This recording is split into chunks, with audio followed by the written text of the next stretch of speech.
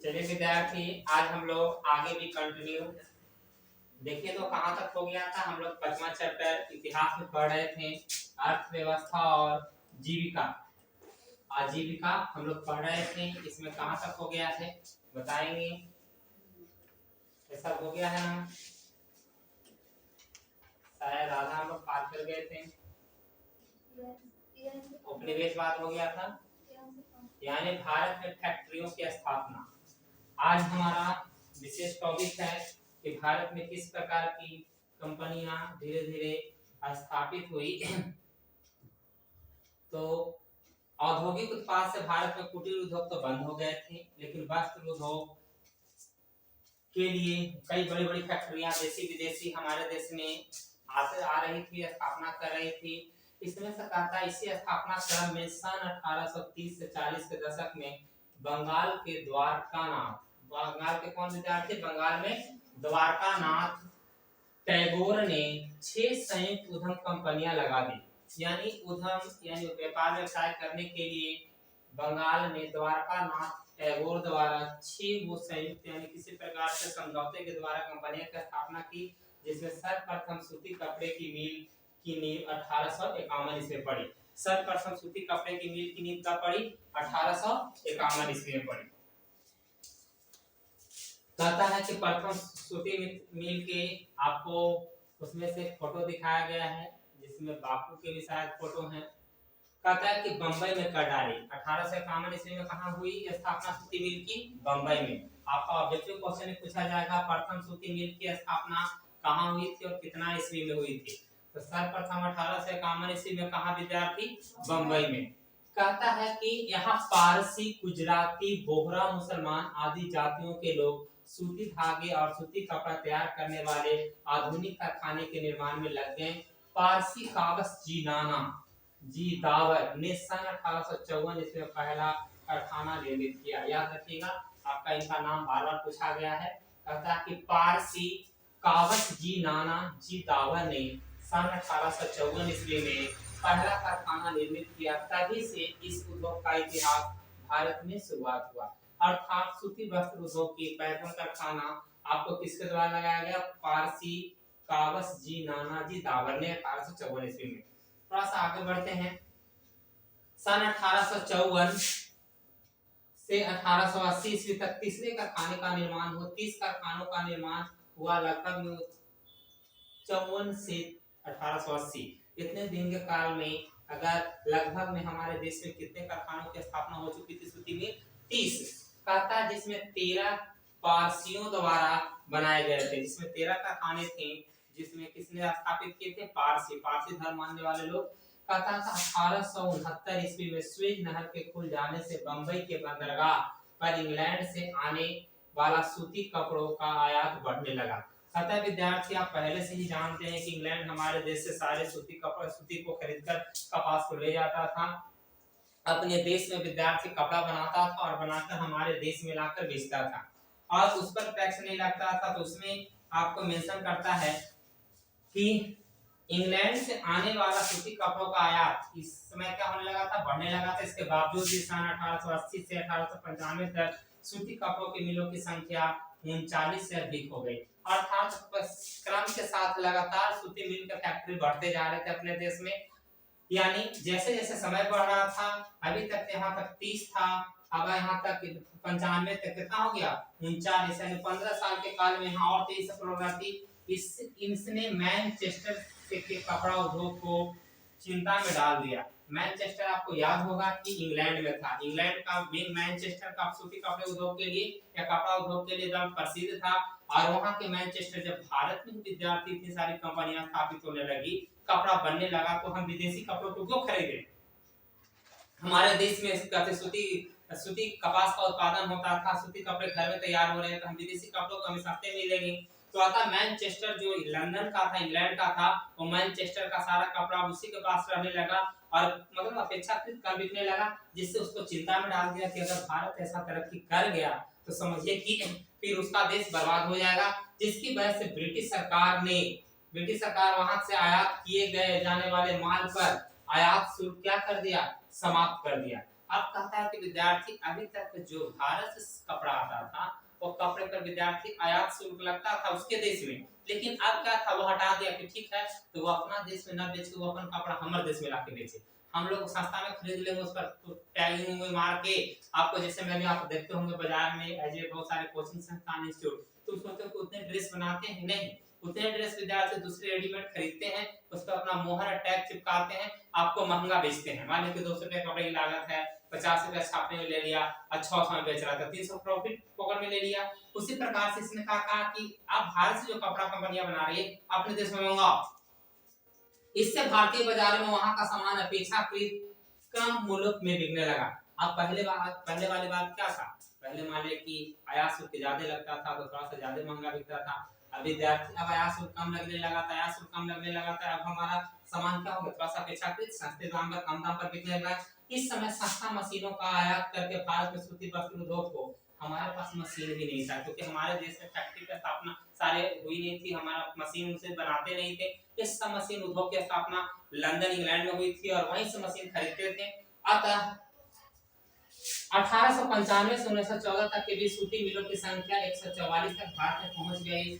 भारतीय सूती धागे का निर्यात चीन को होने लगा। अब कहता है कि विद्यार्थी हम तो पहले से ही पूरे विश्व से अपना व्यापार व्यवसाय करते थे, लेकिन समय के साथ विद्यार्थी अब हम अपने 144 जब हमारे देश में मिलों की संख्या बढ़ गई, इसका मतलब है कि हमने उत्पादन में बेइंतहा वृद्धि की, अर्थात जिसकी कल्पना नहीं कर सकते हैं। अतः हमारे देश की सूती मिल अब इंग्लैंड में ना खरीदे धागा खरीदे तो हमने किसको बेचने लगा, बगल में पड़ोसी देश अपना चीन को।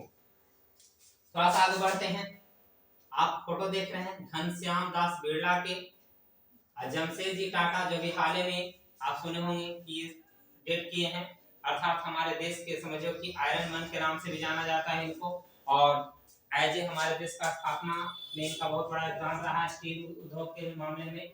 1917 ईस्वी में कलकत्ता में देश की पहली जूट मिल एक मारवाड़ी व्यवसायी हुकुम चंद ने स्थापित किया। कहता है 1917 ईस्वी में भारत में पहली जूट मिल की स्थापना कहाँ हुई, कलकत्ता में। स्थापित करने वाले व्यक्ति का नाम कहता है हुकुम चंद, व्यवसायी था, बिजनेसमैन था जिसने पैसा लगाकर नाम लिया हुकुम चंद। हुकुम चंद ने विद्यार्थी 1917 ईस्वी में कलकत्ता में पहली जूट मिल कंपनी की स्थापना की। और अब इसके बाद कहता है कि सन 1918 ईस्वी में पहले एक लिमिटेड कंपनी के रूप में बिरला ब्रदर्स की स्थापना हुई। और कहता है कि अभी तक जो हम सामान बेच रहे हैं तो देखिए सामान हम बहुत बना ले, जब तक ब्रांडिंग नहीं करेंगे ना तब तक संभव नहीं है। अतः इन लोगों ने मिलकर बिरला ब्रदर्स की स्थापना की और सन 1919 ईस्वी में बिरला जूट कंपनी और 1920 ईस्वी में ग्वालियर में जियाजी राव सूती कारखाना खुला। कहता विद्यार्थी पहली बार 1917 में, 1920 ईस्वी में कहा ग्वालियर में दूसरे व्यक्ति हैं जिनका नाम है जियाजी राव सूती कारखाना, जिन्होंने अब वहां पे खोला। घनश्याम दास बिरला ने अंग्रेजी कंपनियों से अनेक चालू कारखाने खरीदकर अपने व्यापार को बढ़ाया। कहते विद्यार्थी ये भी हमारे देश की पॉलिसी थी, लोग बिजनेस में बहुत बड़ा दिमाग करते, बड़ी बड़ी कंपनी स्थापना होती थी, कंपनी में हमारे देश के ढेर सारे मजदूर काम करते थे और इन मजदूरों की स्थिति बहुत बहुत दयनीय रखता था। पैसा कम देता था, समय ज्यादा काम देता था, घंटे से अधिक थे और मजदूरी कुछ नहीं, सुविधा के नाम पर कुछ नहीं। नतीजा कौन मजदूर कमाना चाहेगा, नतीजा सब मजदूर छोड़ देता था।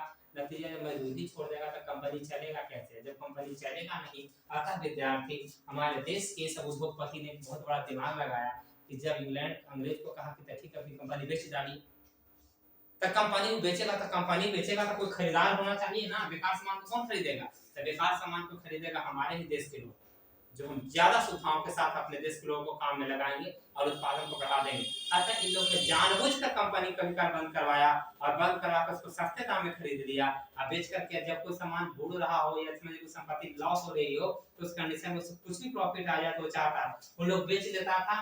अतः अंग्रेजी कंपनियों से अनेक चालू कारखाने, मतलब उसका चलता फिरता कारखाना था, बंद करवा के उसको खरीद ले बन गया। और एंडविल से केशव राव कॉटन मिल और मार्टिन से चीनी के कारखाने सन 1907 ईस्वी में जमशेद जी टाटा ने बिहार के साक्षी नामक स्थान पर Tata iron and steel company TISCO की स्थापना की। आप देखते होंगे बहुत सारे सरिया ये रड लेते हैं उस रट पर लिखा रहता है टिस्को। इसका फुल फॉर्म भी पूछा जाएगा, Tata iron and steel company. इसको का फुल फॉर्म क्या होगा, Tata iron and steel company. ये टिस्को का आपका फुल फॉर्म हो जाएगा। थोड़ा सा आगे बढ़ते हैं। कहता है कि जिसने, फिर से एक बार रिपीट करते हैं, सन 1907 ईस्वी में जमशेदजी टाटा ने बिहार के साक्षी, कहां, बिहार के साक्षी नामक स्थान पर टाटा आयरन एवं स्टील कंपनी टिस्को की स्थापना की। वर्तमान में झारखंड में पड़ता है, लेकिन विद्यार्थी उस वक्त झारखंड हमारे साथ संयुक्त रूप से था। आप जानते भी हैं कि हमसे झारखंड कब अलग हुआ, 15 नवंबर 2000 ईस्वी को हमसे अलग हो गया और सारे संसाधन खनिज संपदा हमारे बिहार से लेकर चला गया। अर्थात टिस्को की स्थापना किसके द्वारा की गई, क्वेश्चन में भी आई है। टिस्को की स्थापना जमशेदजी टाटा द्वारा की गई। कब की गई, 1907 ईस्वी में। अब विद्यार्थी वहां पे ऑप्शन आपको दो तरीके से कंफ्यूज किया जाएगा कि अगर ये बिहार में की गई कि झारखंड में की गई। अगर बिहार और झारखंड दोनों है तब विद्यार्थी आपको संयुक्त रूप से आपको अभी वर्तमान समय के अपडेट डाटा से झारखंड टिक करना है। लेकिन अगर झारखंड है ही नहीं तो बिहार है, तो बिहार में, क्योंकि उस वक्त वर्तमान में बिहार झारखंड पड़ता है, लेकिन उस वक्त तक हमारे बिहार का ही पार्ट था। जमशेदजी टाटा एक ऐसे भारतीय थे जिन्हें भारतीय उद्योग की सूझबूझ थी। कहता है जानते थे, क्योंकि अपने घर की स्थिति विद्यार्थी तुमसे बेटर कोई जान सकता है। यानी जमशेदजी टाटा हमारे भारतीय व्यक्ति थे और ये हमारे देश की स्थिति को बखूबी जानते थे कि हमारे देश में किन किन कमियां हैं। अर्थात उन कमियों के निराकरण के लिए उन्होंने 1910 ईस्वी में Tata hydro electric power station की स्थापना की। Tata hydro electric power station. अब देखिए विद्यार्थी, सबसे बड़ी बात है कि अगर हम किसी कंपनी या मान लिया कि कोचिंग संस्थान को चला रहे हैं, इतने सारे टेक्नोलॉजी को चला रहे हैं, यहाँ तक आपका डिजिटल बोर्ड भी चला रहे हैं, तो इसमें कहीं ना कहीं इलेक्ट्रिसिटी की खपत है। अरे इलेक्ट्रिसिटी कहाँ से आएगा, और उतने बड़े उद्योग की स्थापना कर दें और इलेक्ट्रिसिटी ना रहेगा तो कहाँ से होगा। झारखंड इसके लिए पर्याप्त जगह था। झारखंड में ही पहले ही सोच लिए थे, भविष्य पहले देख लिए थे। भविष्य कैसे देख लिए थे, क्योंकि चाहिए हमें उद्योग की स्थापना के लिए बिजली, और बिजली बनाते हैं हम लोग भारत में दो ही तरीके से, या तो पानी से या तो विद्यार्थी कोयला से। और हमारे पास पानी तो पर्याप्त मात्रा में है, लेकिन इसका सदुपयोग नहीं करते हैं। दूसरी बात, कोयला भी पर्याप्त मात्रा में था जो झारखंड और छत्तीसगढ़ में था, अर्थात झारखंड इसके लिए उपयुक्त जगह था। इसलिए उसने पहले भविष्य देखकर इस नीति की स्थापना की थी। और वहां पे विद्यार्थी, उसके बाद उन्होंने 1910 ईस्वी में Tata hydro electric power station की स्थापना की, जिसके माध्यम से स्वयं बिजली बनाएंगे। अर्थात जो बिजली हम अभी तक दूसरे से खरीदते थे वह स्वयं बनाएंगे, तो हमें कहाँ अपेक्षा खरीद पड़ेगा। स्थापना की आपको भी अगर मौका मिले झारखंड जाने के लिए तब पता चलेगा, यहाँ से 5 से 10 किलोमीटर तक लगातार विद्यार्थी आपको पावर स्टेशन ही दिखाई देगा। अर्थात पूरी Tata steel and factory company आपको उसमें समझिए कि मालगाड़ी, ट्रेन सब चलती है, इतनी बड़ी कंपनी। और उसमें से विद्यार्थी आपको घूमने में आपको बहुत लंबा समय लगेगा, और उसमें से ट्रेन से लोग सफर करते हैं, मालगाड़ी से जितना कोयला वोला देखते हैं फिर जाते रहता है, तो जाता है फिर वही निकलता है, वहीं पे अपने इस्तेमाल हो जाता है, वहां से आता भी है। कहता है कि पश्चात लौ उद्योग ने काफी प्रगति की। 1955 ईस्वी में भिलाई, राउरकेला और दुर्गापुर में इस्पात कारखाना खोलने की सहमति। रूस, पश्चिमी जर्मनी, ब्रिटेन के समझौते के आधार पर भारत में 7 स्टील प्लांट हैं। वर्तमान में 7। देखिए विद्यार्थी, जब हमारे देश में पहली बार स्टील कंपनी की स्थापना हुई थी, किसी भी उद्योग का आधार, उसका रीढ़ की हड्डी क्या है, तो रीढ़ की हड्डी लोहा है। और लोहा हमारे देश में है, लेकिन लोहा को बनाने के लिए उतना पर्याप्त चीज संसाधन चाहिए। अर्थात विद्यार्थी, कोई भी चाहे डिजिटल पैनल लगा हो, चाहे जिस बेंच पर आप बैठे हो उसमें लोहा लगा हो, चाहे केवाड़ी खिड़की, सब जगह लोहा का इस्तेमाल हो रहा है, ट्रेन वेल गाड़ी सब में, तो लोहा पहली बार बोला जाएगा कि स्टील कंपनी की स्थापना टाटा जी जमशेदजी टाटा द्वारा बिहार में जो की गई। ये जमशेदजी टाटा द्वारा हमारे देश का समझिए कि रीढ़ की हड्डी आधार था। बाद में तो वर्तमान में अभी तक क्या बोला कि 7 स्टील प्लांट की स्थापना भारत में हो चुकी है। जो कौन कौन देशों के साथ सहयोग से हुआ, जर्मनी, अभी मेंशन किया ना, उस वक्त इसको सहयोग कौन कौन किया था, 3 देश। पहला मेंशन किया रूस सहयोग किया था, पश्चिमी जर्मनी सहयोग किया था, और ब्रिटेन। ये तीनों समझौता क्या था कि कोई भी चीज की और आपको जरूरत रहेगा तो हम आपको देंगे। अर्थात पूंजी आपकी का था, लेकिन आपको इन्वेस्टमेंट में जो चीज जरूरत है वो हमारे भारत को सहयोग किया था। अर्थात जमशेदजी टाटा को इस सबसे समझौता हुआ था और इनको सहयोग किया था। बाद में वर्तमान से भारत में 7 स्टील प्लांट अभी कार्यरत है, जिनमें नाम आपका मेंशन किया गया। पहला Indian iron and steel company Hirapur में है। कहां में है, हीरापुर में है। आपको जगह का नाम पूछा जाएगा। Tata iron and steel company Jamshedpur, आपको पहले से आप समझ गए। Visvesvaraya iron and steel company Bhadravati कहाँ में पड़ता है? कर्नाटक में। तो आपको यहाँ पे दो को सबसे इंपॉर्टेंट है, एक 2 नंबर एक 3 नंबर। राउरकेला वाला भी जिसका नाम है वैसा राउरकेला में ही है, राउरकेला स्टील प्लांट राउरकेला में ही है। कुछ नाम आपको याद करने की ज्यादा जरूरत नहीं पड़ेगी। विश्वेश्वरैया वाला बार बार पूछा गया है, Visvesvaraya iron and steel company वाला तो टाटा आयरन वाला तो सबको याद रहता है जमशेदपुर, लेकिन विद्यार्थी विश्वेश्वरैया वाला गलती कर देता है, कर्नाटक भद्रावती। भद्रावती कहाँ में पड़ता है? कर्नाटक में पड़ता है। किस राज्य में? आगे बढ़ते हैं। बाकी अधिकांश बातें आपको ऐसे याद हो जाएगा। भिलाई स्टील प्लांट कहाँ में है? भिलाई में है, ठीक है ना। दुर्गापुर स्टील प्लांट कहाँ में है विद्यार्थी? दुर्गापुर में है। बोकारो स्टील प्लांट कहाँ में है? बोकारो में। तो ये सब नाम आपको याद करने में खास परेशानी नहीं होगी। विश्वेश्वरैया हमको थोड़ा सा परेशानी होगा विद्यार्थी, और विश्वेश्वरैया आपको याद रखें कहाँ में है?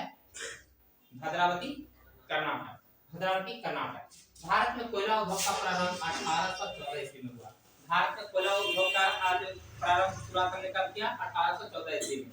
कहां से? रानीगंज, पश्चिमी बंगाल में। ये पश्चिम बंगाल के रानीगंज से हमने कोयला निकालना शुरू किया, और कहा था कोयले की खुदाई का काम प्रारंभ किया। रेल के विकास के साथ ही सन 1853 ईस्वी के बाद इसका विकास आरंभ हुआ, क्योंकि कोयला जो शुरू में पहली बार चलता था हमारा रेल इंजन, वो वाष्प इंजन था, और वाष्प इंजन था उसके लिए कोयले की आवश्यकता हुआ। इसके लिए आप गदर मूवी देखते हैं, गदर मूवी जो पुराना आप सनी देओल का देखते हैं, मार कोयला में तब पहुंच जाता है पाकिस्तान, ठीक है ना। तो उस कंपनी पाकिस्तान से इंडिया आता है, तो उस प्रकार से उस कोयला में आप देखते हैं कि विद्यार्थी कहीं ना कहीं कोयला की जरूरत क्यों पड़ी? सबसे पहले रेल को चलाने के लिए कोयला की जरूरत पड़ी। तो इतना सोचा नहीं जाता था कि इलेक्ट्रिसिटी के लिए हम कोयला का उत्पादन कर रहे हैं।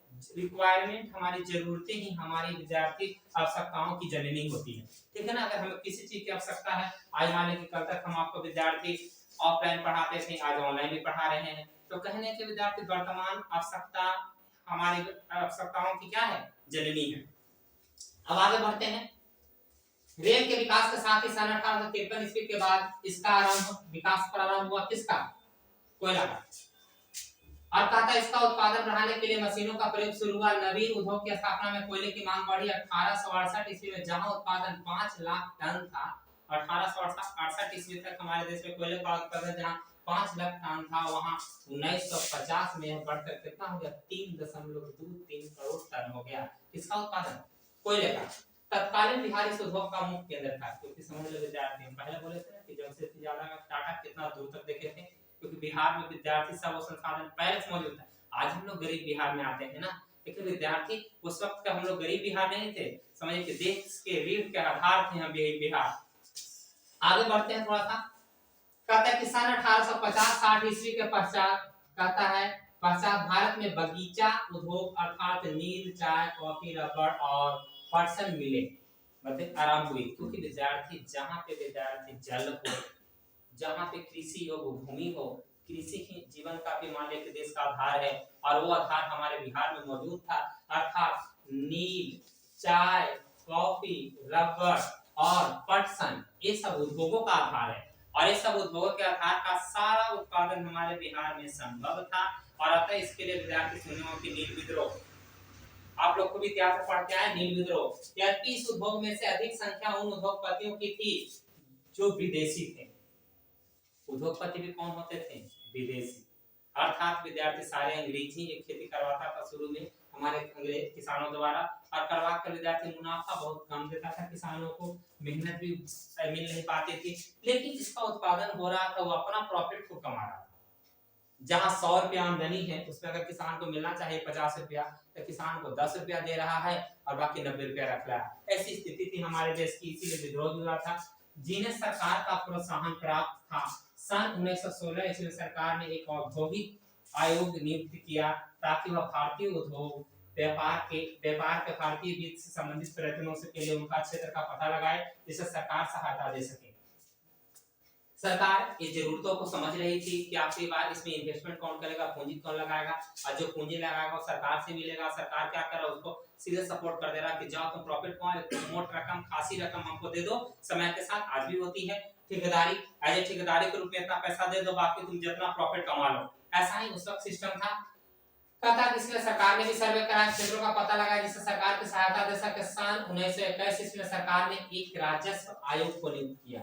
क्या आयोग को नियुक्त किया विद्यार्थी? राजस्व आयोग को नियुक्त किया। उस वर्ष उसके प्रधान श्री इब्राहिम रहमतुल्लाह बनाए गए। जिस वक्त विद्यार्थी की राजस्व आयोग नियुक्त किया गया, उसका प्रधान या प्रमुख किसको बनाया गया? इब्राहिम रहमतुल्लाह को बनाया गया। इसके तहत 1924 ईस्वी में टीन उद्योग, कागज उद्योग, केमिकल उद्योग, चीनी उद्योग आदि की स्थापना हुई। 1930 के दशक में सीमेंट और शीशा उद्योग भी इसी की भी स्थापना हुई। समय के साथ जो जो हमारी बढ़ रही थी, वो सब उद्योग की स्थापना हमारे देश में होते जा रही थी और बिहार भी इसमें तरक्की कर रहा था।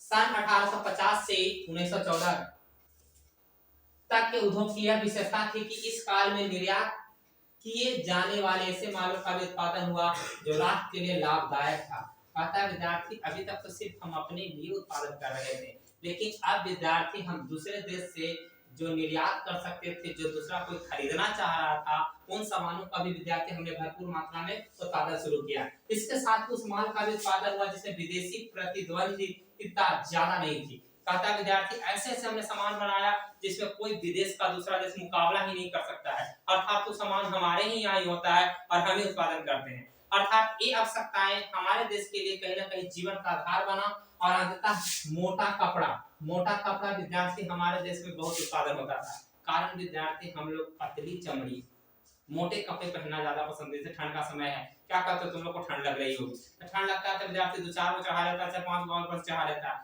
पहले से सब व्यवस्थाएं हमारे पास थी। अर्थात एक कपड़ा हम बनाते थे जो विदेशी, जो दूसरे देश में ठंडा पड़ता उन लोगों की आवश्यकताएं थी। और आवश्यकताएं क्या था, हम अपना एक कपड़ा विद्यार्थी जो हमारे देश में बनता था, विदेशों में खूब इसकी मांग बढ़ी और बदले में हम उसको सस्ता ही बेचते थे, अतः हमारे सामान की खरीदारी बढ़ी। प्रथम विश्व युद्ध कब से कब तक? 1914 से 18 तक के दौरान भारतीय उद्योग का लाभ हुआ। प्रथम विश्व युद्ध भारतीय को लाभ क्यों हुआ? क्योंकि विद्यार्थी इंग्लैंड युद्ध लड़ रहा था, इंग्लैंड हमारे देश पर शासन कर रहा था। जब इंग्लैंड हमारे देश पर शासन कर रहा था तो विद्यार्थी वो तो युद्ध में लड़ रहा था, हम पर उनका कहना कहां से नियंत्रण कर पाएगा, आधा ध्यान तो अपना युद्ध ले ले है। नतीजा हमारे देश का उद्योग बहुत फला फूला और उसके बाद देशी उत्पादित वस्तुओं को देश के अंदर एवं बाहर मंडी प्राप्त हुई। अर्थात हम अपने देश में ही खपत कर रहे थे, साथ साथ में विद्यार्थी विदेशों में भी इसकी खपत बढ़ गई थी, उन लोग की मांगे बढ़ गई थी। युद्ध के ठेके मिले, युद्ध के ठेके मिले। मतलब है कि जब युद्ध में कोई वस्तुओं की डिमांड हो, चाहे जैकेट ही हो, कपड़े ही हो या किसी प्रकार के हथियार की जरूरत हो, तो सब हम अपने देश में बनाते थे और वो सब उसको डिमांड था दम ऑर्डर को मोड। क्योंकि युद्ध में लड़ाइयां कब तक लड़ी जाएगी? दो ही कारणों से, पेट और अस्त्र, ये दोनों सही रहना चाहिए। पेट में क्या भोजन होना चाहिए, भोजन हमारे यहाँ खूब करता बेचेंगे। दूसरी बात विद्यार्थी रह गया कपड़ा उपड़ा सब है, ये हथियार बना ही सकते थे। अतः एक साथ हम बेचना शुरू किए। कच्चा माल पहले से ही कम दाम पर उपलब्ध था और अपने देश में होता था तो सस्ते मिल जाता था। बना के जब बेच रहे थे यानी रुपया लगा रहे हैं, टका पा रहे हैं और इस प्रकार से विद्यार्थी कम से कम प्रॉफिट, हमारे कम लागत में ज्यादा प्रॉफिट हो रहा था। उत्पादित माल ऊंचे दाम पर बिक रहे थे। क्या बिक रहे थे? ऊंचे दाम पर। ऊंचे दाम का मतलब समझ रहे थे विद्यार्थी? आपको मतलब है कि मुंह मांगी कीमत मिल रही थी। जैसे मान लीजिए अगर हम बाजार में गए, 1 किलो टमाटर बेचे गए, बाजार में टमाटर सुना होगा बिहार में कुछ दिन पहले विद्यार्थी 400 रुपए किलो टमाटर बिक रहा था, अपने देश में 200 रुपए किलो टमाटर हो गया था। तो ये सब कैसे हो जा रहा था? अभी देखो ठंड का सीजन आ गया है, तो ठंड के सीजन में सभी सब्जी के दाम सस्ते हो जाएंगे। अर्थात उत्पादन कम, मांगे ज्यादा, वस्तु की कीमत स्वतः है कि इंक्रीज कर जाएगी। और उस वक्त वही हो रहा था, युद्ध लड़ रहा था तो कोई सामान बनाने में तो लगा हुआ नहीं है, लेकिन खरीदने में जरूर लगा हुआ। अतः हमारे देश को उच्च दाम पर सब सामान बिक रहे थे। सन 1929-33 आर्थिक मंदी थी। क्यों आर्थिक मंदी थी? विश्व आर्थिक मंदी। विश्व आर्थिक मंदी इसलिए थी विद्यार्थी, उस वक्त पूरी दुनिया किसी न किसी एक बड़े युद्ध को लड़ के आई थी। बहुत सारा महामारी फैला था और महामारी में सारे फसल बर्बाद हो गए थे, अच्छी बारिश नहीं हुई थी, अतः विश्वव्यापी आर्थिक मंदी आई थी। इससे भारत हम लोग थोड़ा कम प्रभावित हुए थे, लेकिन प्रभावित जरूर हुए थे। सर कहता है कि 1929-33 से क्वेश्चन भी आर्थिक विश्व आर्थिक मंदी कब आई थी, यानी 1929-33 में विश्व आर्थिक मंदी। कहता है कि विश्व आर्थिक मंदी का भारतीय उद्योग पर गहरा प्रभाव पड़ा। कहता है कि भारतीय उद्योग भी इस पर कहीं न कहीं प्रभावित हुए।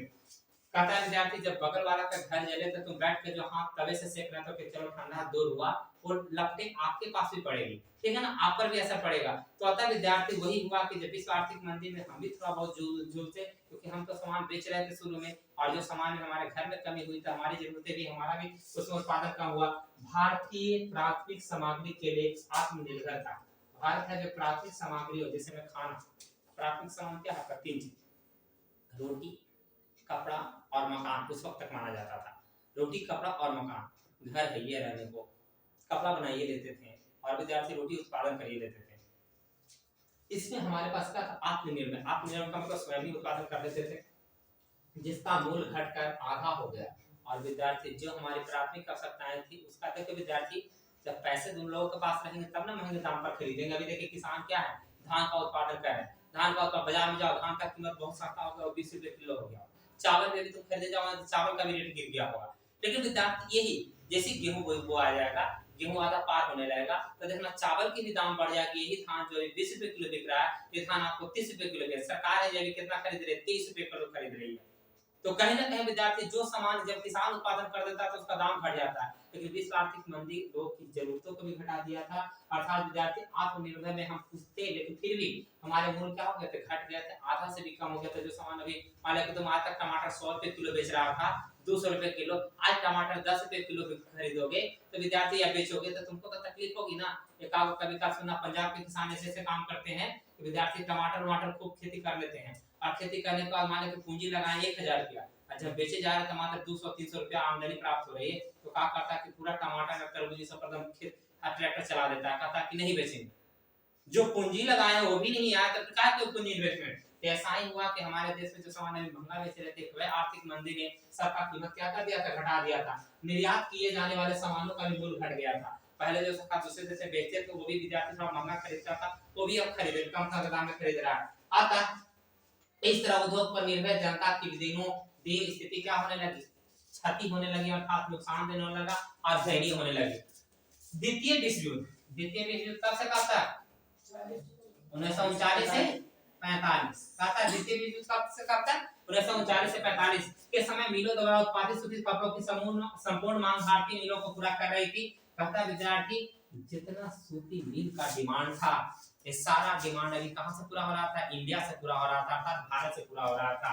कहता है विद्यार्थी भारतीय मिलें भी पूरा कर रहे थे, भारतीय मिल मालिकों ने इसका अवसर का लाभ उठाया। अब विद्यार्थी जब तुम्हारी मांगे जो सामान बना रहे हो उसकी मांगे पूरी दुनिया बढ़ने लगे, सब कोई खरीदने लगे, तो भारतीय मिल काहे नहीं पैदा होगा? जब सामान बिकेगा तो पूरा पेट ऑटोमेटिक होगा।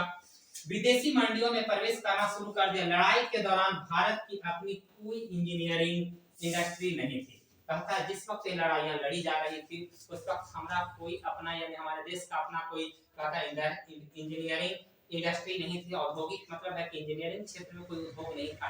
जो विद्यार्थी हमारे सामानों को तो दूसरा कोई कमजोरी पकड़ लेगा कि सामान मशीन कहां से खरीद रहा है? हमारे देश से मशीनें रहे, खराब हो जाएगा तो रिपेयरिंग कहां से मांगेगा? हमसे मांगेगा, हम बीच में नहीं करेंगे, ठीक है। अब क्या होगा? मशीन चल रहा है तो ऑटोमेटिक उसमें खराबी भी आएगी, खराबी आएगा तो आपके पास इंजीनियरिंग का कोई सेक्शन है ये नहीं है, और जहां से इंजीनियरिंग सामान प्रोडक्ट परचेज कर रहे हैं वो आपको देने के लिए तैयार ही नहीं है। नतीजा आपको उद्योग को चौपट करने के दिमाग लगा दिए गए थे। अतः नहीं अपने मशीनों यंत्रों के निर्माण करने की इंडस्ट्री उद्योग थी, केवल वे उद्योग स्थापित हो सके जो ब्रिटेन या अमेरिका में बनाई जाने वाली मशीनों का गठन करते थे। कहता था कि विद्यार्थी वही उद्योग स्थापित कर चुके थे जो उद्योग विद्यार्थी ब्रिटेन और अमेरिका वही देश थे जो विद्यार्थी सामान बनाकर बेचते थे अपने देश को। ये दोनों से हम मशीन खरीदते थे, इन्हीं द्वारा जो सामान दिया उसी पर हम अपना उद्योग स्थापित चालू करेंगे ना। अतः द्वितीय विश्व युद्ध के बाद अमेरिका भारत के व्यापार का एक मुख्य साझेदार हो गया।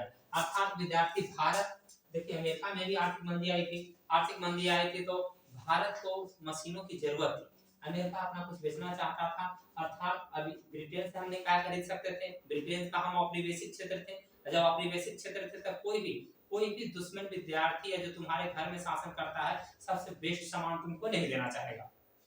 ये बात आप समझ लीजिए। अगर हम आपके घर पर शासन करते हैं तो जो सुविधाएं हम कहीं और से अपने घर में जो भोगते हैं या ऐशो आराम की जिंदगी जीते हैं वो ऐशो आराम आपको प्रोवाइड नहीं करेंगे। और हम लोग की रिक्वायरमेंट थी इसलिए इंग्लैंड तो हमें दे नहीं पा रहा था, लेकिन अमेरिका को इससे कोई लेना देना था। जो पैसा हम बना सकते थे, जो पैसा उसको हम बेच सकते थे, हमारे पास पैसे थे, लेकिन देने वाला कोई सही इंसान मिल जाए। अतः अमेरिका के साथ साझेदारी हमारी अच्छी हुई। तो वह भारत को अब उपयोगी सामान देने लगा और भारत से कच्चा माल मांगने लगा। अब विद्यार्थी जब जो चीज हमको जरूरत है, हमारे पास मशीन नहीं है, हमको मशीन तुम दे दो।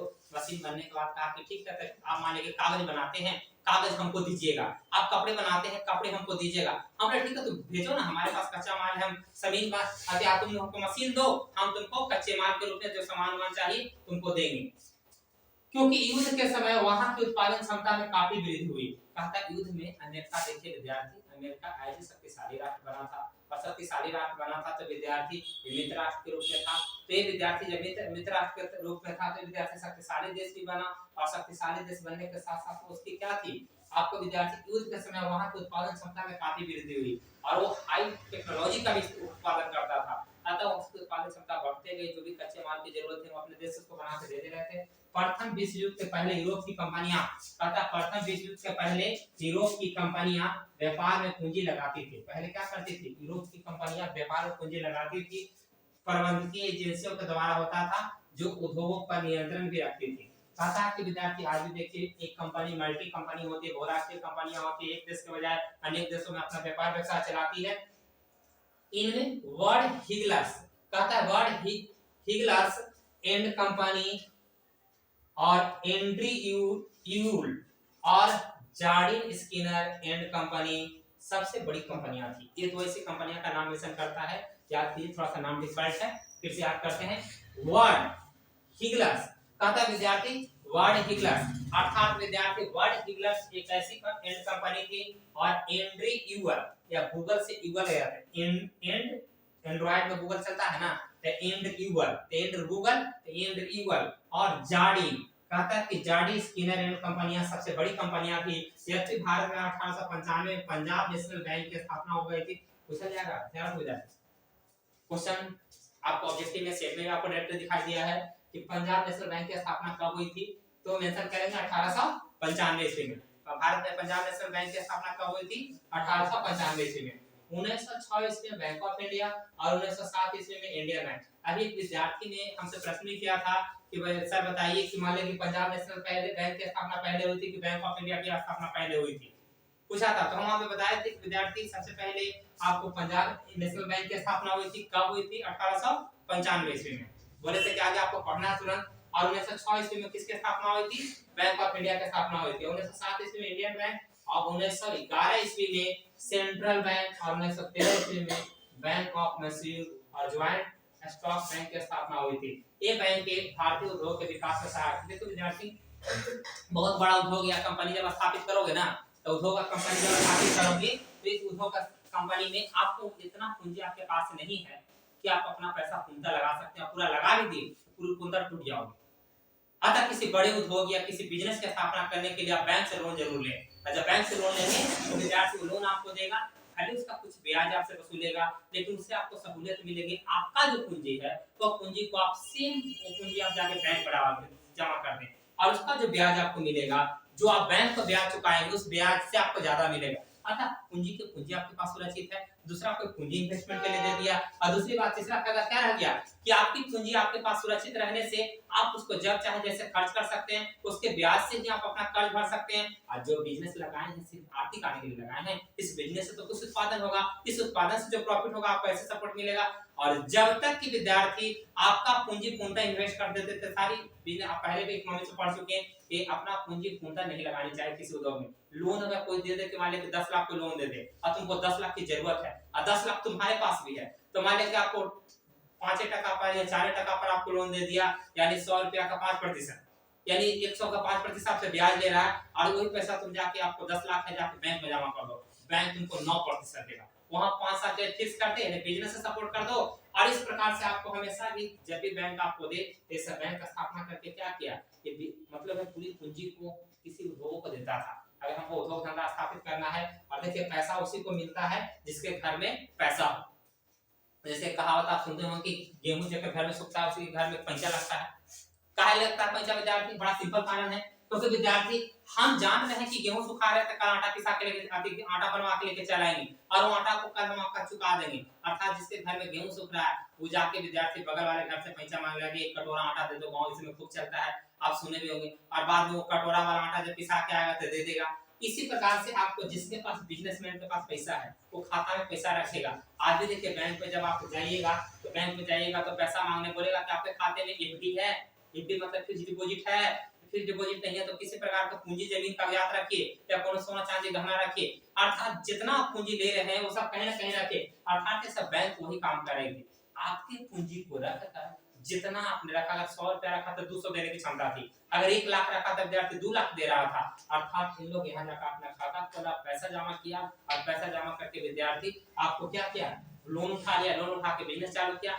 कल के विद्यार्थी अगर यहाँ से हम लोन 20 लाख लिए हैं, कल को हमारी कंपनी दिवालिया हो जाती है तो हम सोच कर सकते हैं कि 20 लाख हमारा बुड़ गया है, तो बैंक विद्यार्थी इस पर केमिकल माफ भी कर सकता है। लेकिन आपकी 20 लाख की पूंजी है, 20 लाख लगा दिए, अब 20 लाख का अगर दिवालिया घोषित हो गया, आग लग गया, किसी प्रकार की दुर्घटना हो गई, तो विद्यार्थी इसका मुआवजा किससे मांगेगा, कोई नहीं देगा। इसीलिए आपको देखना, बड़े बड़े बिजनेस उद्योग की जब हम स्थापना करते हैं तो उसमें इंश्योरेंस कर लेते हैं। इंश्योरेंस एक ऐसा क्लेम है कि अगर इन केस किसी कारण से आपका विद्यार्थी कोई भी कंपनी में नुकसान होता है तो आपको क्या हो जाएगा, रिफंड कर देगा।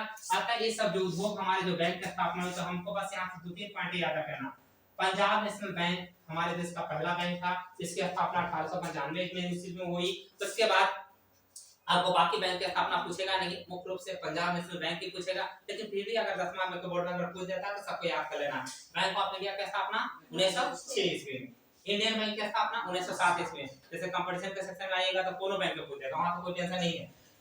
और सेंट्रल बैंक की स्थापना कब हुई, 1911 ईस्वी में, द बैंक ऑफ मैसूर, इन्हें पूछा जाता है जाने 1913 ईस्वी में। और joint stock bank, joint stock bank में तो कौन है, शेयर बाजार, शेयर बाजार का नाम सुने हो, ये विद्यार्थी शेयर में पैसे लगाने के लिए आपको पैसे देती है, ये बैंक की स्थापना आपको विद्यार्थी लगाती है अपने पैसे, आपको कब हुई इसकी स्थापना, ये भी साथ साथ 1913 ईस्वी में हुई थी।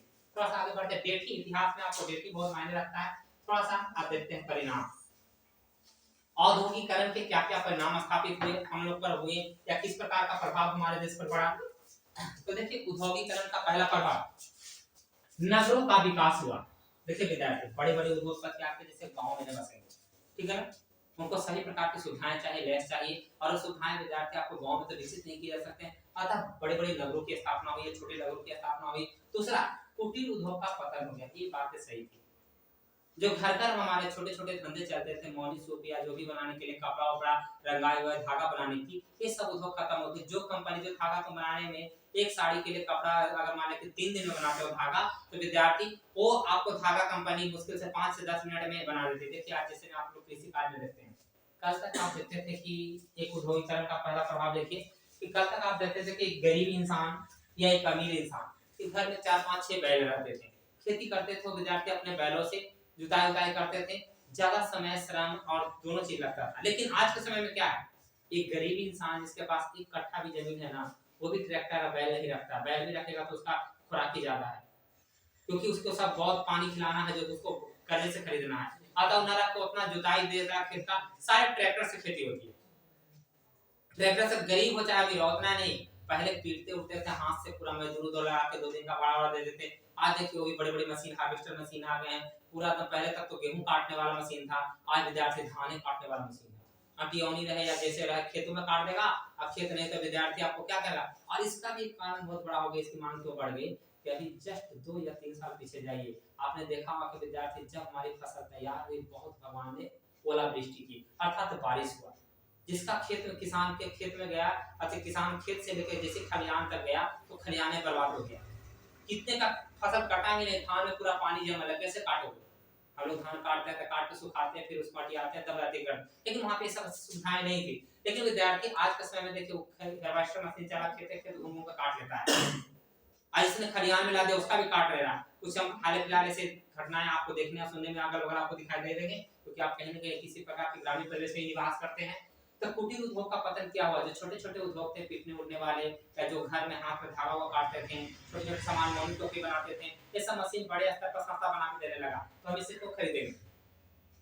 साम्राज्यवाद का विकास हुआ। साम्राज्यवाद क्या है, आपको विद्यार्थी साम्राज्यवाद का भी विकास हुआ, क्योंकि हमने साम्राज्य फैलाना चालू किया, ज्यादा सामान बनाए, बड़े बड़े उद्योग की स्थापना हुई, तो बड़े बड़े उद्योग की स्थापना हुई तो विद्यार्थी उद्योग सारे सामान हम खुद खपत कर लेंगे।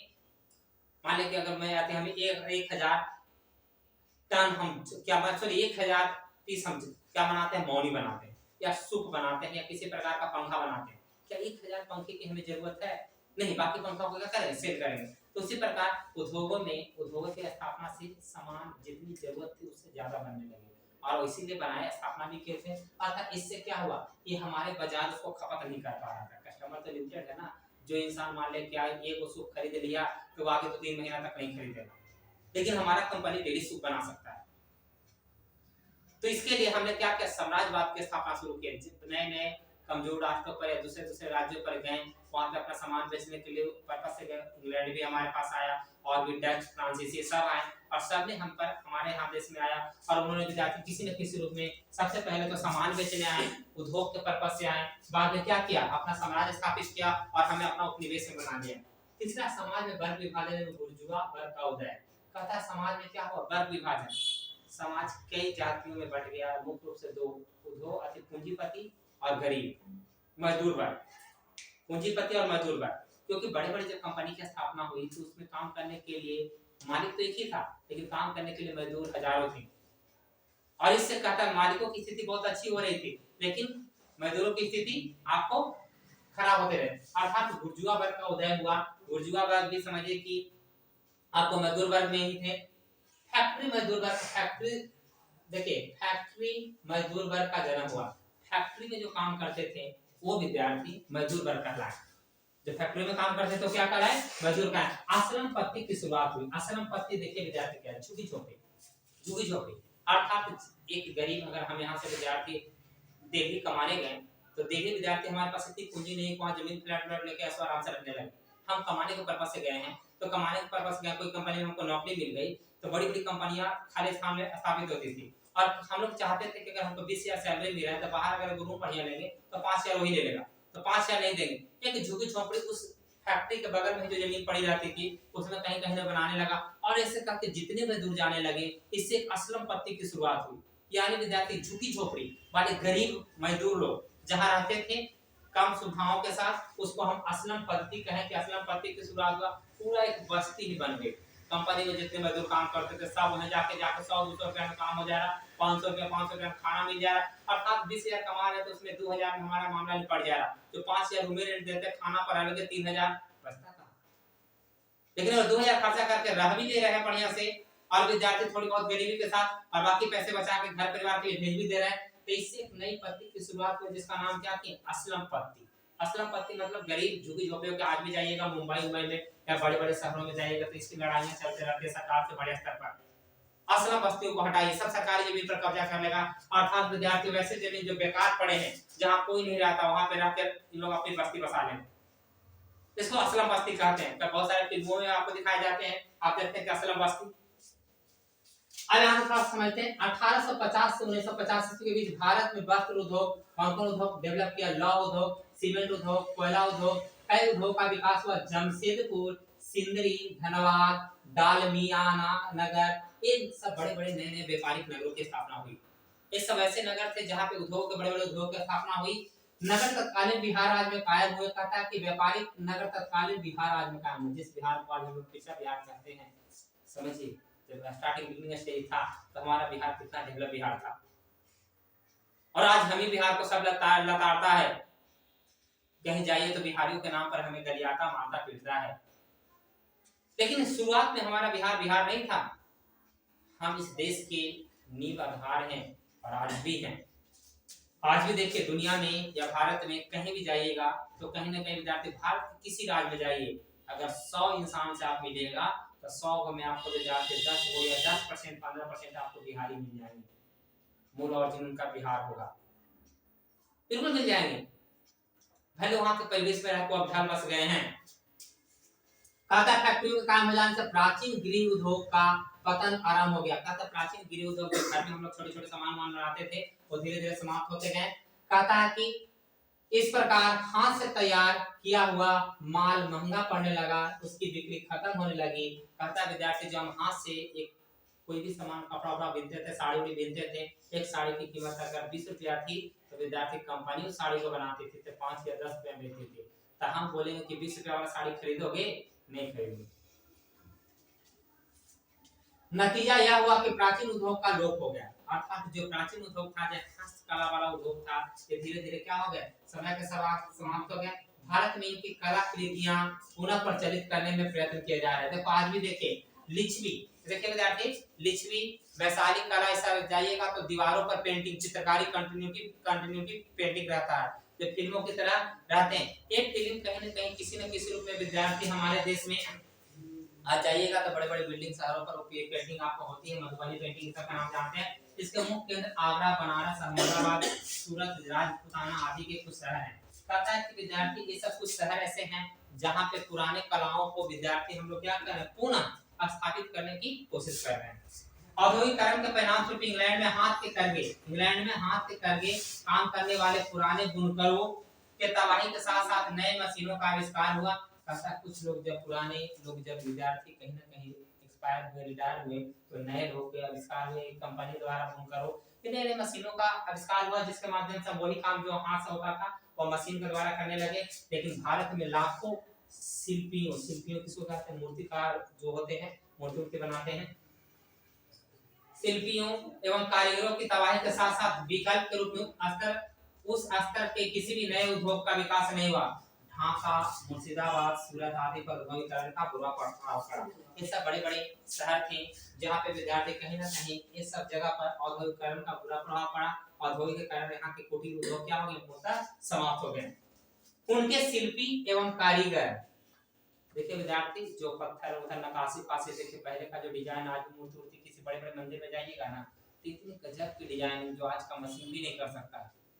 वो डिजाइनिंग पहले के हमारे चित्रकार शिल्पकार भी करते थे। आज ही राम मंदिर जो हाल में बना, राम मंदिर में देखिए कहां-कहां के आर्टिस्ट कलाकार को बुलाए गए पत्थर को तराशने के लिए, मूर्ति को बनाने के लिए। फिर कहता है कि इनका औद्योगिकरण का बुरा प्रभाव पड़ा। उनके शिल्पी एवं कारीगर ने खेती को अपनी आजीविका का सहारा बनाया। इस प्रकार भारत में जो कृषि एवं उद्योग का संतुलन था वह नष्ट हो गया। पहले क्या था, कृषि से जो सामान प्राप्त होता था उससे उद्योग का, छोटे-छोटे उद्योग का काम चलता था, लेकिन वो सब क्या हो गया, धीरे-धीरे आपको उद्योग ही नष्ट हो गया। तभी लोग क्या हो गए, पूर्णतः कृषि पर आपको आश्रित हो गए। कहता औद्योगिकरण के परिणाम स्वरूप बड़े पैमाने पर उत्पादन शुरू हुआ, जिसकी खपत के लिए यूरोप में उपनिवेशों की होड़ होने लगी। अर्थात विद्यार्थी उपनिवेश, अब क्या आ गया, उपनिवेशवाद। जब सामान हम बनाएं, हमें पहले ही बोल चुके, सामान बनाएं तो खपत करने के लिए कहीं ना कहीं हमें बाजार की आवश्यकता है, खरीदार कस्टमर की जरूरत है, ग्राहक की जरूरत है। एक ग्राहक कहाँ मिलेगा, उपनिवेश, जहाँ पे हम अपना उपनिवेश स्थापित करें वहां पे। इस प्रकार उपनिवेशवाद ने साम्राज्यवाद का रूप ले लिया। उपनिवेशवाद में जहाँ एक तरफ तकनीकी रूप से कमजोर देश पर आर्थिक नियंत्रण स्थापित होता था, वहीं साम्राज्यवाद में आर्थिक और राजनीतिक दोनों तरह के नियंत्रण स्थापित हुए। देखिए अभी तक साम्राज्यवाद में एक तरह से हम लोग किस प्रकार के कमजोर देश पर अपना किसी प्रकार का आर्थिक नियंत्रण करते थे, लेकिन अब यहाँ तक क्या था, साम्राज्यवाद में आर्थिक और राजनीतिक दोनों तरह के नियंत्रण स्थापित हो गए। इसका मतलब है विद्यार्थी कहीं ना कहीं विद्यार्थी हम वहाँ पे सिर्फ उद्योग ही नहीं करने लगे, अपना सामान ही नहीं बेचने लगे, बल्कि हम वहाँ पे राजनीतिक कार्यों में हस्तक्षेप करने लगे, वहाँ शासन पद्धति को संभालने लगे और चलाने लगे। औद्योगिकरण के फलस्वरूप ब्रिटिश सहयोग से भारत के उद्योग में पूंजी लगाने वाले उद्योगपति पूंजीपति बन गए। अतः विद्यार्थी शुरू में उद्योगवाद औद्योगिकरण हुआ, इससे भारत का जो व्यक्ति था, जो ब्रिटेन के सहयोग से पूंजी लगाता था, वो बाद में बड़े-बड़े क्या उद्योगपति के रूप में विकसित हो गए। समाज में तीन वर्गों का उदय हुआ। समाज में कितने वर्गों का उदय हुआ, यानी औद्योगिकरण के कारण समाज में तीन वर्गों का उदय हुआ। पहला वर्ग था पूंजीपति वर्ग, दूसरा था बुर्जुआ वर्ग जो मध्यम वर्ग थे, एवं तीसरा थे मजदूर वर्ग। तीन लगन के लोग इंसान समाज में आए। पहला जो कौन थे, पूंजीपति जिनके पास पूंजी होती थी, बिजनेस करती कंपनी में, उद्योग में पूंजी लगाते थे। दूसरा मध्यम वर्ग हो गए जो कहीं ना कहीं पूंजीपतियों को सहयोग करते थे, कम इन्वेस्टमेंट करते थे, इनका भी कुछ ना कुछ अपना बिजनेस चलता था। और एक हो गया मजदूर वर्ग, जो विद्यार्थी इनके पास कुछ नहीं था, एक काम पर ही निर्भर थे, अर्थात विद्यार्थी मध्यम वर्ग के निम्न वर्ग में कहलाए मजदूर वर्ग। ये क्या थे, काम करते थे, जो सैलरी मिलती थी उसी सैलरी से अपने परिवार और सारे प्रकार के जीविका या क्रियाकलाप को चलाते थे। अगर इनका नौकरी से निकाल दिया गया या बाहर कर दिया गया, इनके घर की स्थिति के दाने के लाले पड़ जाएंगी, ऐसी स्थिति हो जाती थी। आगे चलकर यही बुर्जुआ वर्ग भारत के राष्ट्रीय आंदोलन ने अंग्रेजों की औपनिवेशिक एवं शोषण की नीति के खिलाफ सक्रिय भूमिका निभाई। देखो कौन, पूंजीपति लोग नहीं चाहे किसी प्रकार का परिवर्तन, कि मध्यम वर्ग लोग कुछ परिवर्तन चाहें, क्योंकि मध्यम वर्ग का भी किसी न किसी रूप से शोषण हुआ। अतः उन्होंने मजदूरों का सहयोग लेकर विद्यार्थी एक क्या क्या नए प्रकार के आपको एक समाज की स्थापना की, जिसको विद्यार्थी हम लोग शोषण मुक्त समाज करने के लिए औपनिवेशिक एवं शोषण की नीति के खिलाफ कहीं न कहीं सक्रिय भूमिका पूंजी लगाकर सहयोग करके रैली मोर्चे निकाले। आगे बढ़ते हैं। अब कहा था औद्योगिकरण ने एक नए तरह के मजदूर वर्ग को जन्म दिया। औद्योगिकरण ने क्या किया, एक नए तरह के मजदूर वर्ग को जन्म दिया। यद्यपि भारत में मजदूर 1850 ईस्वी से पहले चाय, कॉफी, रबड़ आदि के बागानों में काम करते थे।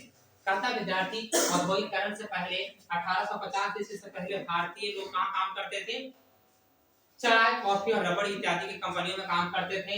लेकिन जब भारत में विभिन्न उद्योग लगे तो फैक्ट्री मजदूर वर्ग का जन्म हुआ, जिनका जीवन स्तर काफी निम्न होता था, जिनका शोषण उद्योगपति के द्वारा किया जाता था। जिनका शोषण किसके द्वारा किया जाता था, उद्योगपति द्वारा। देखिए विद्यार्थी, मजदूर का शोषण कौन करेगा, उद्योगपति, जिसने पूंजी लगा दिया। उनके फैक्ट्री में काम कीजिए, उसके नियम कानून, उसके सिद्धांत और उसके सिद्धांत को पालन करना आपको है। अगर आप पालन नहीं करते हैं तो तुम अपने कंपनी में नहीं रखें, कंपनी से बाहर हो जाए। अतः विद्यार्थी मजदूर किसी न किसी रूप से शोषण झेलते हुए काम करने के लिए विवश थे। मजदूरों की आजीविका, इनके औद्योगिकरण ने असलम पत्ती पहले बता दी, असलम पत्ती की शुरुआत की, क्योंकि जिस कंपनी के बगल में हम काम करते थे हमारे पास इतने पैसे नहीं थे कि बड़े बड़े आलीशान एसी वाले रूम में रह सके, चेंबर वाले लाइट होती यानी टाइल्स मार्बल वाले रूम में रह सके। आ रहेंगे तो सारा पैसा खपत, आमदनी अठन्नी खर्चा रुपया। लेकिन विद्यार्थी आमदनी अठन्नी खर्चा पैसा, इसके लिए विद्यार्थी असलम पत्ती की शुरुआत हो गई, जो वहीं पे फैक्ट्री के अगर बेकार पड़े जमीन में अपना घर बसा ली। और बाद में वही फैक्ट्री को ही जमीन खाली कराने के लिए बड़ी लंबा संघर्ष करना पड़ेगा। कहता है कि छोटे छोटे घरों में जहाँ किसी तरह की असलम पत्ती क्या है, जहाँ किसी तरह की सुविधा उपलब्ध नहीं थी रहने के बाद थी। असलम पत्ती वाले बस घर कैसे थे, ऐसे घर जहाँ पे विद्यार्थी छोटे छोटे घर, जहाँ पे कुछ आधुनिक सुविधाएं भी नहीं, न रहने को 3 चीज चाहिए कम से कम बोले ना, कम से कम अगर रह गए तो कम से कम पानी चाहिए, भोजन चाहिए और छोटे छोटे दवाई वाई की सुविधा चाहिए। ये तीनों चीज वहाँ पे गायब। लाइट पर काफ तो हटा ही दीजिए, किसी तरह के जीवन गुजारते हैं ये सब लोग। तो ये सब कहता है असलम बस्ती में विद्यार्थी किसी प्रकार की सरकार ने लाइट की व्यवस्था कर दी है। तो कहता है कि मजदूर शहर में छोटे छोटे घरों में जहाँ किसी तरह की सुविधा उपलब्ध नहीं थी, रहने को बाध्य थे, यही सब घरों के ढेर सारे समूह को हम लोग क्या कहते थे, असलम पद्धति असलम बस्ती कहते थे। क्या कहते हैं, असलम बस्ती असलम बस्ती, यानी गरीबों का घर। आगे चलकर उत्पादन में उचित वितरण के लिए आंदोलन शुरू हुए। ऐसा जो उत्पादन हो रहा था उसमें हमने ये सब असलम बस्ती के लोग क्या किए, आंदोलन शुरुआत की। क्योंकि पूंजीपति द्वारा उनकी बुरी तरह शोषण किया जाता था। शोषण ही नहीं करते थे, मतलब बिल्कुल बदतर स्थिति में, जख्मी में 12 घंटा 14 घंटा काम, मजदूरी बहुत कम। महिलाओं को तो विद्यार्थी महिलाओं बच्चों को तो सब काम खूब लिया जाता था, लेकिन इनको मजदूरी और कम दी जाती थी। इसलिए उन्होंने अपना संगठन बनाकर पूंजीपतियों के खिलाफ वर्ग संघर्ष की शुरुआत की। कहता अपना संगठन बनाकर क्या किया, पूंजीपतियों के खिलाफ वर्ग संघर्ष की शुरुआत की कि मिल मालिक हाय हाय, पूंजीपति हाय हाय, मजदूर यूनियन जिंदाबाद जिंदाबाद। खूब फिल्म देखते हो, पहले मूवी देखना इस्लामिक सब जितने मिथुन मुथुन के मूवी देखोगे तो एकरा में अक्सर तुमको ये सब दिखाई देगा। अक्सर देखिए मजदूरों की आजीविका, मजदूरों की आजीविका क्या थी, आजीविका मतलब जिससे आपको रोजगार मिले, रोजगार से आपके पैसे प्राप्त हो, आपकी आर्थिक स्थिति सुधार सके, तो क्या क्या थे। कहता है औद्योगिकरण ने नई फैक्ट्री प्रणाली को जन्म दिया, जिसमें गृह उद्योग के मालिक अब मजदूर बन गए। कहता है विद्यार्थी गृह उद्योगों के मालिक जो घर में छोटे छोटे, आज तक कल में आके विद्यार्थी हम छोटे छोटे खिलौने बनाते थे बच्चों के लिए, वो खिलौना बनाते थे उसका मालिक हम थे, उद्योग मेरा था, उसका सामान कच्चे हम उत्पादन करते थे, किस प्रकार से व्यवस्था करते थे और उसको बेचते थे। लेकिन अब क्या था, बड़े बड़े उद्योग स्थापित हो गए, तो हम सबसे पहले हमसे बढ़िया खिलौना बनाकर कंपनी साथ में देने लगा, तो हमारा खिलौना लोग को क्यों खरीदेगा, और न खरीदेगा, नतीजा विद्यार्थी हमारे उद्योग बंद हो जाएंगे। आता सबसे पहले बेरोजगार हम होंगे, और जब सबसे पहले बेरोजगार हम होंगे, अतः हम अपने रोजगार के लिए उन्हीं के पास जॉब मांगने जाएंगे जो बड़े बड़े कंपनी के मालिक हैं। बहुत कम मजदूरी पर हमें कम लागत में अपना जॉब देंगे, जिसकी आजीविका बड़े बड़े उद्योगपति द्वारा प्राप्त वेतन पर निर्भर थी। पता है वो महीना में हमें तनख्वाह देगा, सैलरी देगा। अगर एक महीना मेरा सैलरी रोक ले तो जितने लोगों से हम कर्जे लिए कर्जे नहीं भर पाएंगे, मेरे घर में आटा दाल चावल नहीं आ पाएगा, भूखे मरने की नौबत आ जाएगी। अर्थात विद्यार्थी औरत एवं बच्चों से भी 16 से 18 घंटे काम दिए जाते थे। सबसे समाज में शोषण करना आसान काम है औरत और बच्चों का, और हो रहा है। वर्तमान समय बच्चे को पढ़ाने के लिए सरकार बहुत व्यवस्था कर लेती, फिर भी क्यों? क्योंकि विद्यार्थी औरत और बच्चा जल्दी ब्लेम नहीं करता, क्लेम नहीं करता, कम सुविधाओं में ज्यादा काम करने के लिए बाध्य है। स्टेमिना कम नहीं, बच्चा कोई काम को जल्दी कर देगा। महिला लोग विद्यार्थी चुपचाप कर देगा, बैठा तो इस घर में रहने करते हैं, जो यहाँ काम करते तो कुछ तो पैसे मिलते हैं। अर्थात 16 से 18 घंटे तक इनसे काम लिए जाते थे, और कुछ बोलेंगे तो मारेगा भी, और मजदूरी के नाम पर बहुत कम पैसे देता था।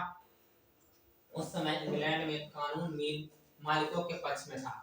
कहता जो कानून बनते थे वो कहता था कि मिल, इंग्लैंड का जो भी कानून बनता था मिल मालिक कभी मजदूर के बारे में सोचता ही नहीं था, क्योंकि मिल मालिकों के पक्ष में क्यों रहता था? क्योंकि पैसा उसको कौन देता था? टैक्स ज्यादा, मिल मालिक। और मिल मालिक देता था तो कहता था कि मान लिया कि हम तुमको मान लिया कि 2 करोड़ रुपए दे दिए, तो 2 करोड़ रुपए कमाने के लिए तुम जो करो करना है जो करो, हम उससे कोई मतलब कोई विरोध नहीं कर सकता तुम्हारे खिलाफ, हम तुम्हारे पक्ष में फेवर में बयान देंगे।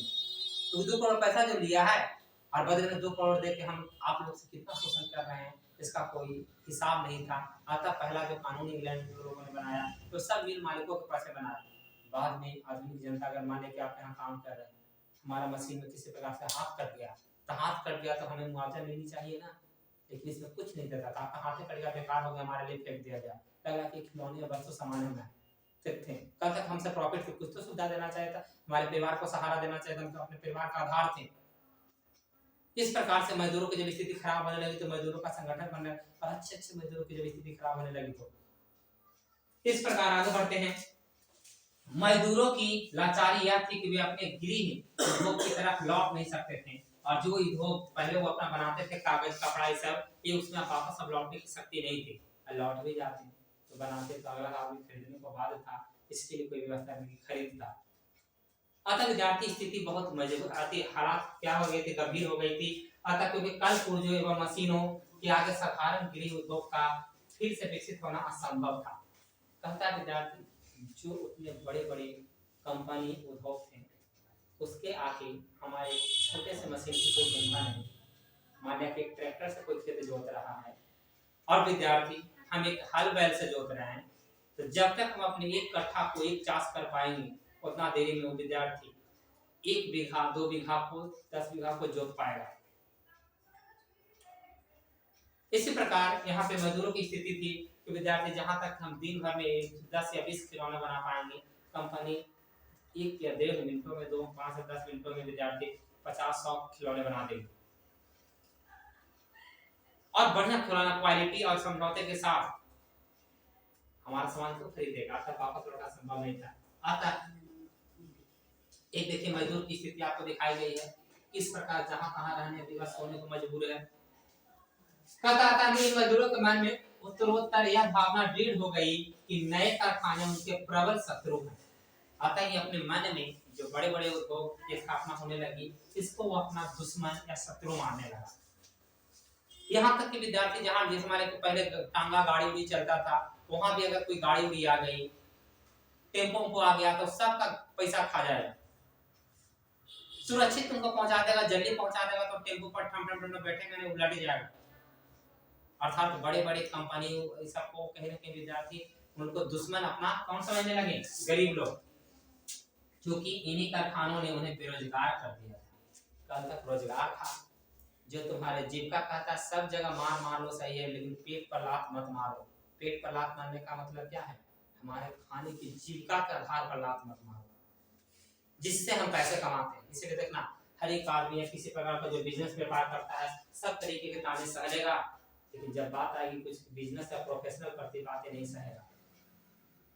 ये उसके पेशा है, और इस पर अगर किसी ने क्लेम कर दिया, ब्लेम कर दिया, तो विद्यार्थी उसकी बिजनेस पूरा चौपट हो गया। शिक्षा आपका जीवन का आधार है, विद्यार्थी का भी जीवन का आधार शिक्षा है।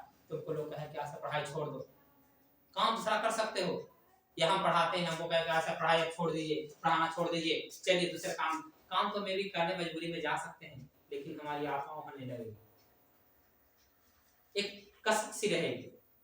जीविका तो तभी किसी प्रकार चलेगा, लेकिन वो जीविका में कभी संतुष्टि आपको नहीं मिलेगा, आपको सेटिस्फेक्शन नहीं मिलेगा।